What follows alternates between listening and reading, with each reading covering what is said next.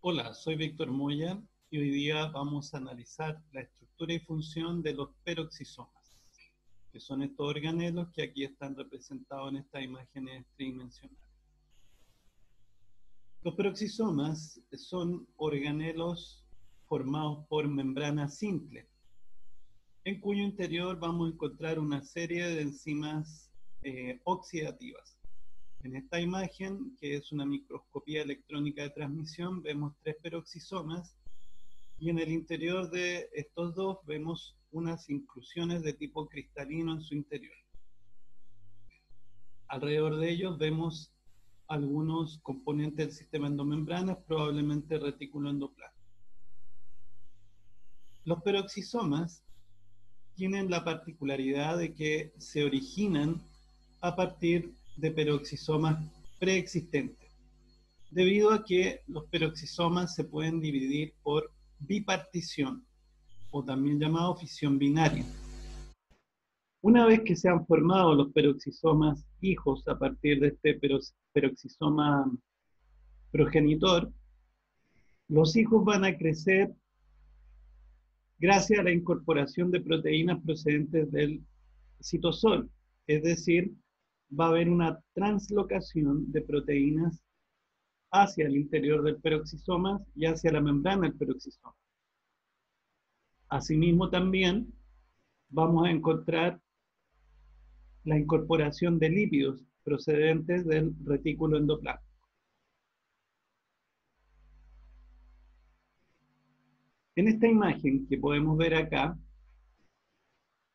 podemos apreciar la síntesis de una proteína en el citosol, y si esta proteína tiene secuencias de importación al peroxisoma, esta proteína va a ingresar al peroxisoma. Luego acá vemos que el peroxisoma puede crecer por la incorporación de lípidos y otras proteínas, y luego experimenta entonces la bipartición, repartiéndose este material de manera equitativa entre ambos peroxisomas. Ahora bien, las enzimas que encontramos dentro del peroxisoma son de tipo oxidativo. ¿Y cómo funcionan? Bueno, van a oxidar moléculas orgánicas de distinto tipo del siguiente modo. Primero, aquí podemos ver una molécula orgánica que va a ser oxidada en presencia de oxígeno. Vemos que esta molécula orgánica acá ya está oxidada y que como consecuencia de este proceso se formó peróxido de hidrógeno, o también conocido como agua oxigenada. Luego, el peroxisoma tiene enzimas que le permiten utilizar este peróxido de hidrógeno para oxidar otra molécula orgánica. En este caso, esta segunda molécula orgánica ha sido oxidada y como consecuencia del proceso se ha generado agua. Este punto es relevante ya que el peróxido de hidrógeno es una molécula potencialmente tóxica para las células y el peroxisoma tiene la capacidad de convertir este peróxido de hidrógeno en agua. Una de las enzimas más características e importantes del peroxisoma es la catalasa. Y justamente aquí vemos que la catalasa es la enzima que puede convertir esta agua, perdón, este peróxido de hidrógeno en agua y oxígeno. Directamente, en este caso, convierte estas dos moléculas de agua, estas dos moléculas de peróxido de hidrógeno, en dos moléculas de agua y una de oxígeno molecular. La otra posibilidad es que la catalasa oxide una molécula orgánica en presencia de este peróxido de hidrógeno para formar entonces la molécula oxidada, la molécula orgánica oxidada y dos moléculas de agua. Entonces, dentro de las moléculas orgánicas que se pueden oxidar en el peroxisoma, tenemos ácidos grasos. En este caso, vemos un ácido graso unido a una coenzima A.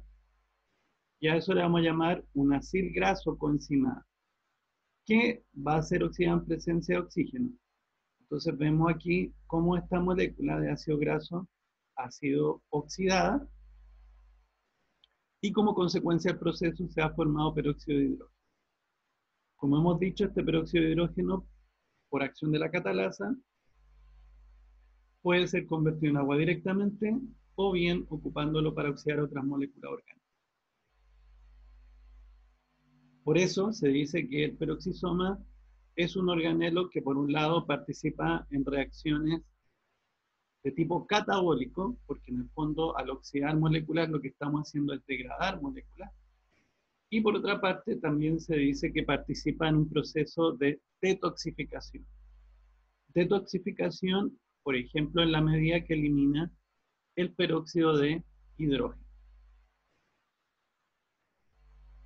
En esta diapositiva vamos a analizar de qué manera ocurre la oxidación de un ácido graso dentro del peroxisoma. En el peroxisoma hay enzimas que le permiten degradar ácidos grasos que contengan al menos 12 o más átomos de carbono. Entonces, en esta imagen vamos a ver las etapas del proceso de oxidación de un ácido graso.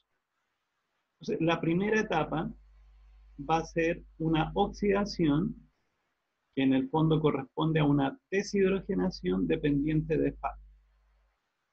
Fíjense ustedes, acá arriba está el ácido graso unido a la coenzima A, o sea, el acil graso coenzima A, entonces experimenta la primera etapa que es la oxidación.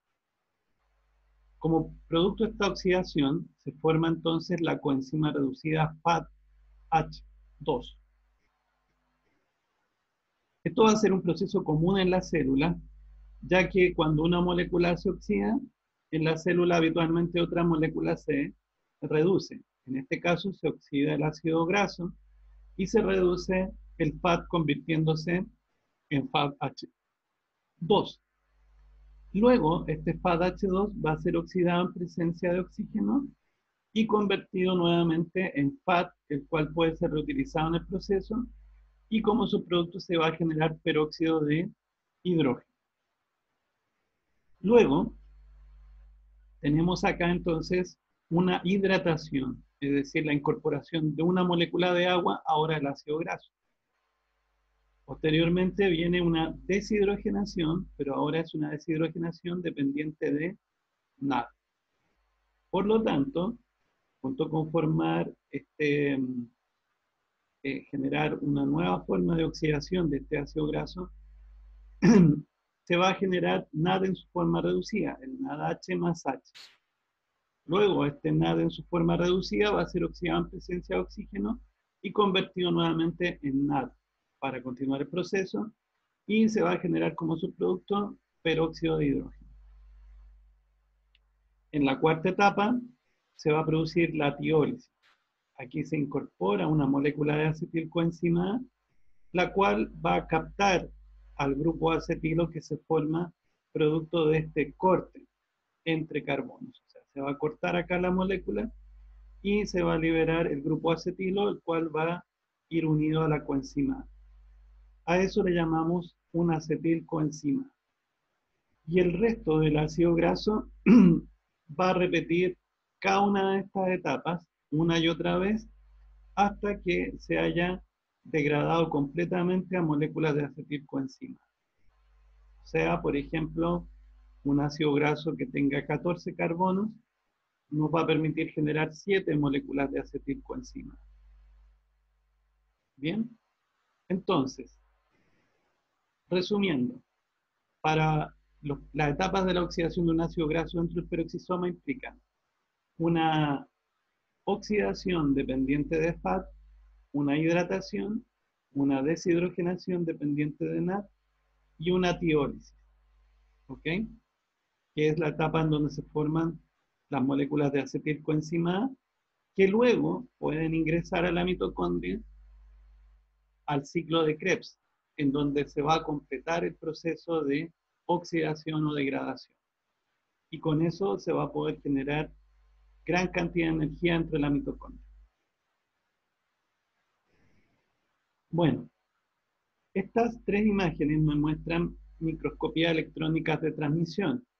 Esta en células animales y esta en células vegetales. En esta imagen que está al centro, nosotros podemos ver un peroxisoma asociado estrechamente a una mitocondria y a cloroplastos, y esta imagen proviene de una muestra de una célula del mesófilo en las hojas de un vegetal.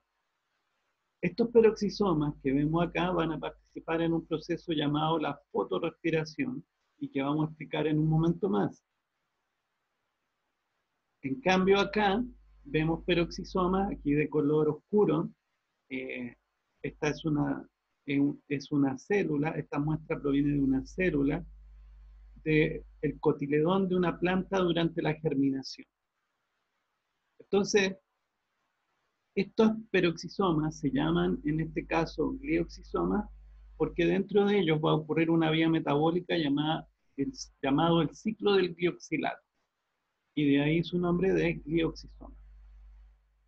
Estos glioxisomas, como ustedes pueden ver aquí, están estrechamente asociados a las mitocondrias y a estas inclusiones lipídicas.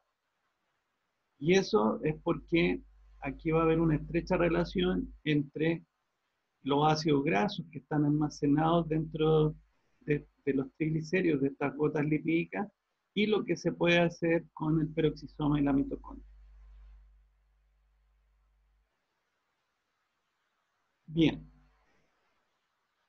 lo que vamos a analizar a continuación es de qué modo las proteínas que han sido sintetizadas en el citosol pueden ser incorporadas al peroxisoma. Recordemos que estas translocaciones son translocaciones post-traduccionales, es decir, ocurren una vez que la proteína ha sido sintetizada en el citosol. ¿Cuáles serían los requerimientos para que esta proteína que ha sido sintetizada pueda ser incorporada al peroxisoma? El primero es que tenga secuencias señal, secuencias de importación al peroxisoma. Esa secuencia señal, en este ejemplo, le vamos a llamar PTS1. Y esa secuencia señal está formada por 3 aminoácidos que están representados con las letras SKL. Cada una de estas letras representa a la serina, la lisina y la leucina, respectivamente. Esa secuencia, constituida por esos 3 aminoácidos, va a ser reconocida en el citosol por otra proteína que le vamos a llamar el receptor de PTS1, que aquí aparece de color verde. Entonces, en este caso, en donde se está sintetizando como ejemplo la catalasa, vemos que cada una de las unidades proteicas que forman la catalasa en el citosol se van a unir a un grupo hemo, al hierro del grupo hemo. Esto me va a formar un tetrámero, o sea, 4 subunidades proteicas, y luego el receptor de PTS1 me va a reconocer las secuencias señales, que son las PTS1 en esta proteína. Al unirse a el receptor PTS1 va a mover todo este tetrámero hacia la membrana del peroxisoma. Y va a interactuar entonces con una proteína en la membrana del peroxisoma que sería PEX14. La proteína PEX14P, a su vez, va a interactuar con otras 3 proteínas que van a formar un complejo translocador. Y eso va a permitir, por un lado, que ingrese el tetrámero, en este caso la proteína que va a constituir a la catalasa, al lumen del peroxisoma, y por otro lado, el receptor de PTS1 regrese al citosol. Esto, en esta otra imagen, está representado del siguiente modo. Aquí está una de estas proteínas que tiene una secuencia señal de importación al peroxisoma, PTS1, que es reconocido por esta otra proteína, que aquí ahora aparece color azul, y que es el receptor de PTS1. El receptor de PTS1 tiene un nombre, y ese nombre es receptor PEX5.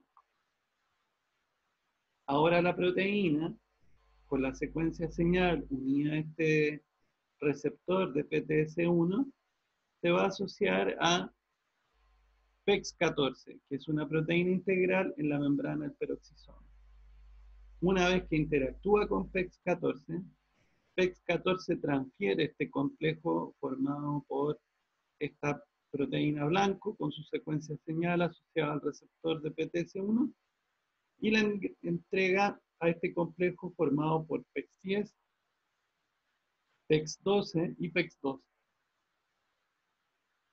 ¿Cómo funciona esto? Bueno, primero se entrega todo el complejo a PEX10 y luego al pasar a PEX12, aquí se va a separar lo que es la proteína peroxisomal que va a quedar en el lumen y el receptor de PTS1 va a pasar a PEX2 y este lo va a devolver a través de PEX10 al citosol.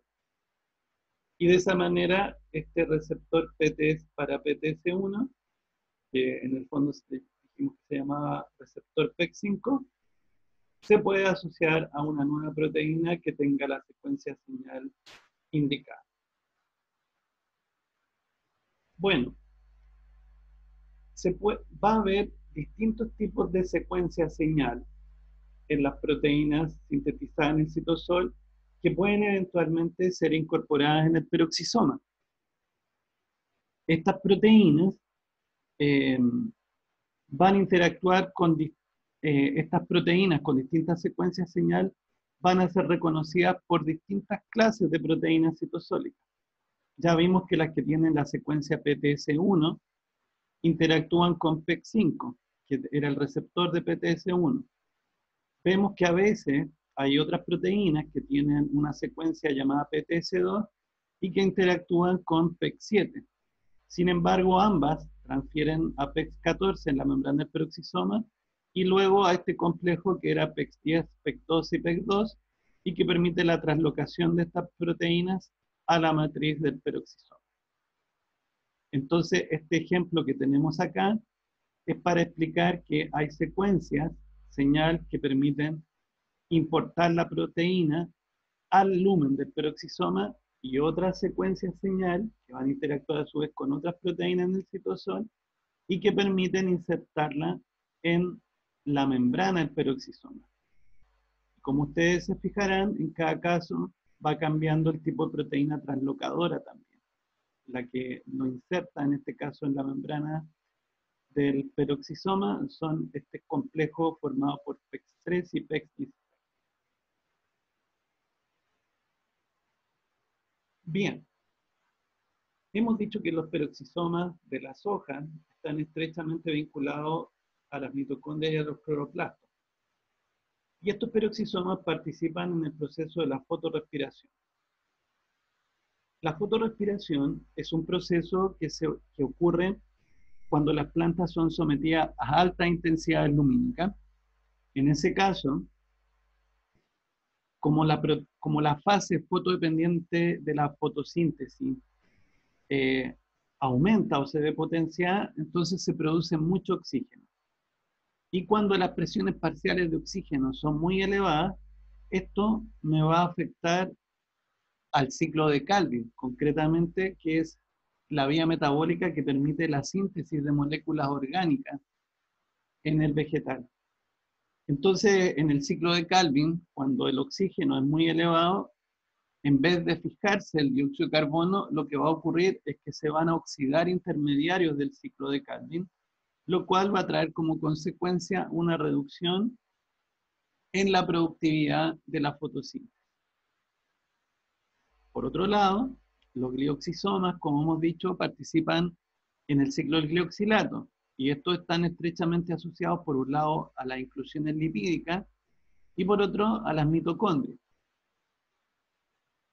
¿Qué tiene que ver el ciclo del glioxilato acá? Bueno, el ciclo del glioxilato es una vía metabólica fundamental para que los lípidos contenidos en estas inclusiones sean convertidos en hidratos de carbono que puedan ser ocupados como fuente de energía por el vegetal durante el proceso de germinación.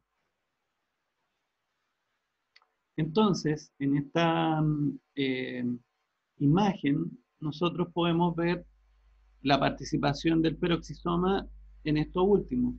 Fíjense ustedes que aquí está representada la inclusión lipídica Aquí está representado el peroxisoma y aquí está representada la mitocondria. ¿Qué pasa entonces? Bueno, las gotas de lípido almacenan energía en forma de triglicéridos. Estos triglicéridos van a ser degradados y van a generar ácidos grasos. Estos ácidos grasos a su vez pueden ingresar al peroxisoma y, como ya lo hemos visto, pueden ser oxidados hasta obtener moléculas de acetilcoenzimada. Estas moléculas de acetilcoenzimada son las que entran a este ciclo llamado el ciclo del glioxilato. Al ingresar a este ciclo, se van a generar como producto succinato o ácido succínico dentro del glioxisoma. Este succinato puede pasar a la mitocondria e incorporarse al ciclo de Krebs hasta generar malato. Y al generar malato, este malato puede salir de la mitocondria y convertirse en oxalacetato. Y finalmente, de este oxalacetato podemos obtener distintas hexosas, como la glucosa. O sea, en el fondo, este malato que pasa al citosol, en el citosol va a permitir la formación de hidratos de carbono como la glucosa. Entonces, a ese proceso le llamamos gluconeogénesis, que es la síntesis de glucosa a partir de otros precursores. En este caso, todo esto partió con los ácidos grasos contenidos en las gotas de lípido. ¿Bien? Entonces esos ácidos grasos, perdón, esas azúcares que se forman finalmente, pueden ser utilizadas como fuente de energía en el proceso de germinación y también pueden unirse a otras azúcares, en este caso, por ejemplo, formar la sacarosa, que es la principal forma en que se transportan las azúcares dentro del vegetal y que pueden llegar a distintos órganos y tejidos vegetales. En esta otra imagen estamos viendo la fotorrespiración, que depende de la interacción entre el cloroplasto, el peroxisoma y la mitocondria. Como les decía, en este caso, la condición es alta intensidad lumínica, lo cual va a traer como consecuencia altos niveles de oxígeno. Entonces, en el ciclo de Calvin, les decía que lo habitual es que se sinteticen moléculas orgánicas y que todo esto comience con la fijación del carbono contenido en el dióxido de carbono. Y eso lo hace una enzima. Entonces, que hace reaccionar a esta primera molécula, que es la ribulosa 1,5-difosfato, con el dióxido de carbono para formar los primeros intermediarios de este ciclo. Sin embargo, cuando las concentraciones de oxígeno son elevadas, en vez de fijar CO2, lo que va a hacer es oxidar a esta molécula. Si oxidamos esta molécula, rápidamente se va a ver afectada el rendimiento de este ciclo de Calvin y por lo tanto la productividad en cuanto a generación de moléculas orgánicas va a decaer. Entonces, en este caso, me dicen que al oxidarse esta ribulosa 1,5-difosfato, me va a generar el 3-fosfoglicerato y el fosfoglicolato. En el cloroplasto, este fosfoglicolato va a ser convertido en glicolato y luego va a pasar al peroxisoma. En el peroxisoma, este glicolato va a ser oxidado, como ustedes ven, y se va a convertir en glioxilato. Luego este glioxilato se va a convertir en glicina, sale el peroxisoma, ingresa a la mitocondria, donde esta glicina va a ser nuevamente oxidada. Va a ser descarboxilada y desaminada para convertirse en serina. Luego la serina regresa al peroxisoma, es convertida en glicerato y este glicerato puede volver al cloroplasto. Bien, ese es el esquema de la fotorrespiración. Entonces, el rol del peroxisoma es justamente esta oxidación del glicolato, que es un subproducto de la oxidación de la ribulosa 1,5-difosfato que ocurrió acá en el cloroplasto. La importancia de la fotorrespiración, vuelvo a insistir, es que Cuando esta ocurre, se reduce la producción fotosintética, es decir, se reduce la producción de moléculas orgánicas, ya que acá en el ciclo de Calvin va a haber oxidación de intermediarios metabólicos. Y finalmente, en el peroxisoma se va a sintetizar el plasma halógeno, que es un análogo de la fosfatidilcolina y que va a ser muy importante para generar algunos componentes de las membranas celulares en tejidos como el corazón y el cerebro. Eso entonces con respecto al peroxisoma.